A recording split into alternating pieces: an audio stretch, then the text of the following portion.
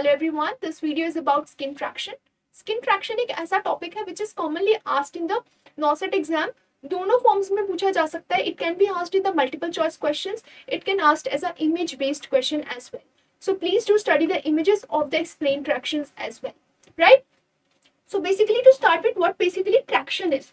Traction is the pull force with a counter traction that is applied for several purposes. Like अगर हमें alignment of the जो bone है जो fracture हुई थी उसके अलाइनमेंट को ठीक रखना है, मेंटेन करना है, for several purposes we are going to use the traction, right? So basically जो ट्रैक्शन होती है it is of two types. One is skin traction and other is skeletal traction.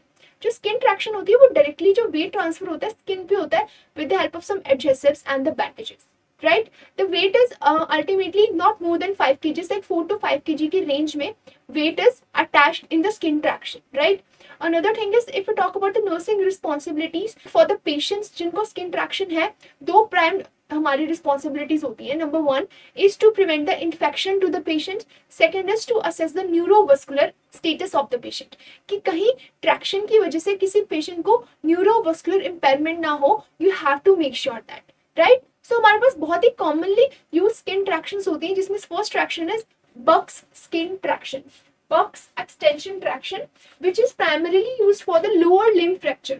ठीक है, lower limb fracture के लिए Buck's extension traction use की जाती है. This is something you need to learn in the image based. इसकी image भी आपको specifically ध्यान रखनी होती है because ये directly image based questions में पूछा जाता है, right? So when you know the image, you are able to differentiate कि Buck's traction कौन सा है, Hamilton Russell's traction कौन सा है. For that you must study the image also, right? आप अभी स्क्रीन पे देख रहे होंगे जो इमेज अभी विजिबल है, it is for the Buck's extension traction, right? So please do remember that. If we talk about another traction which is Hamilton Russell's traction, right? Hamilton Russell's traction क्या होती है, ये किस फ्रैक्चर के लिए use की जाती है? It is used for the fracture of femur.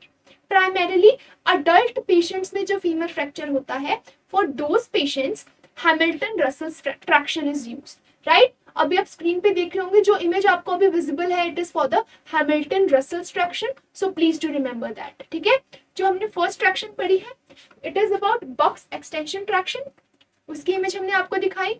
Second is Hamilton Russell's traction which is for the fracture of the femur in the adult patients. ठीक है, ये हमेशा याद रखते हैं कि जो Russell's traction है primarily more than 2 years of age के लिए ही यूज की जाती है. If we talk about the third is Dunlop traction, it is primarily used for the supracondylar fracture of the humerus bones. ठीक है, elbow flexion जो होता है उसमें primarily near to 45 degrees रखा जाता है. For the Dunlop traction, it is for the supracondylar fracture of the humerus. If you see on the screen, अभी आपको इसका इमेज भी शो हो रहा होगा, right? Please do watch the difference. ठीक है, जो हमने फर्स्ट इमेज देखी थी और अब देखिए इन सब में डिफरेंस है. पहला डिफरेंस तो साइट का ही डिफरेंस है, right? So this is about first traction is Buck's extension traction, second is Hamilton Russell traction, third is the Dunlop traction. तीनों को आपको पता होना चाहिए विच साइट किस साइट के लिए यूज हो रहे हैं. नंबर टू, इसका इमेज बेस भी you must learn, right? So I hope this is clear. If you talk about another skin traction that you must know for the NOSET exam is it is Bryant's gallows traction. ठीक है, जो Bryant gallows traction है इसका भी image हमें अभी show हो रहा है आपको स्क्रीन पे.